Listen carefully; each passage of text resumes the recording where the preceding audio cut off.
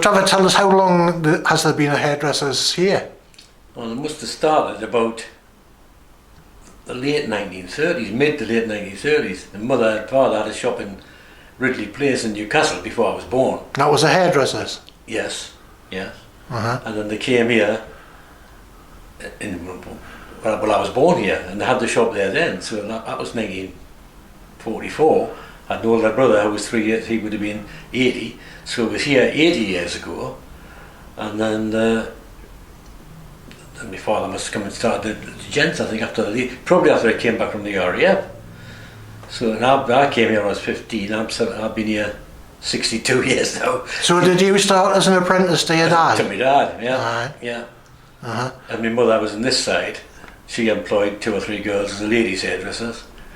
So did you always just have the one room? Well, there was the gents' room was next door. It's now part of the house, because I used to live there. And this room was the ladies. I've always been here. Employed 2 or 3 over the years, and father did.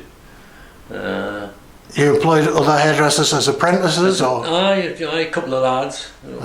One lad from Pegswood, I think, and another lad from Morpeth.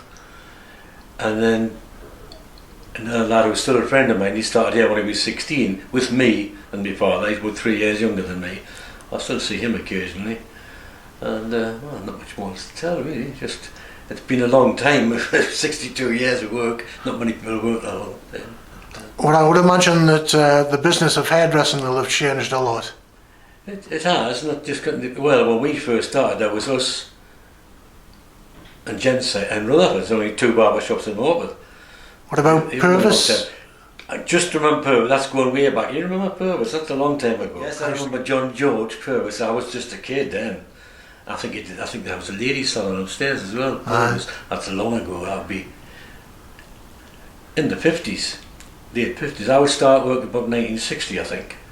So they were talking about the 50s. But now there's every 100 yards there's a hairdresser shop. So how much was it to get your hair cut back in 1960? Well, I can remember it probably before. I remember it being £0.50. Aye. If you remember what that is. Aye. 2 and 6pence. And it's changed a lot now. You go up the street now, I don't know what, I'm the cheapest of all, and I'm old. They're probably £10–12 in a haircut now. So what do you charge now? I've just been charged £7 for years. So never made a fortune, I'm afraid.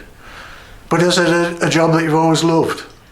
Not particularly. No? No, that's straight, not particularly. I mean, when I left school, I didn't know what I wanted to be, or kids, I didn't know what I wanted to be. I felt I used to play the guitar a bit and play with amplifiers, and I thought I'd maybe go into electricians, you know.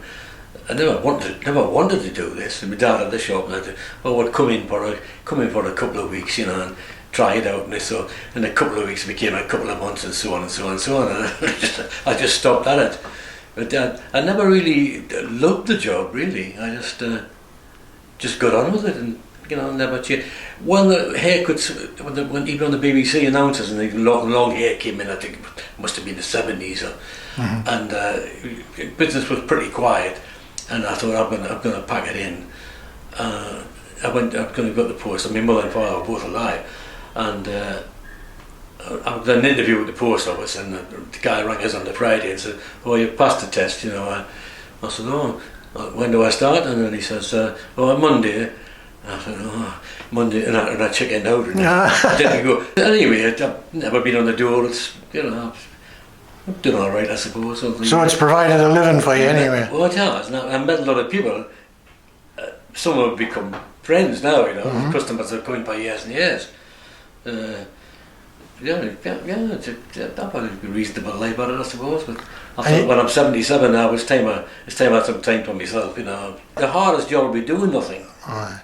I think I'll probably get bored, you know. The first couple of weeks will probably be like a holiday, and luckily the summer's coming on. And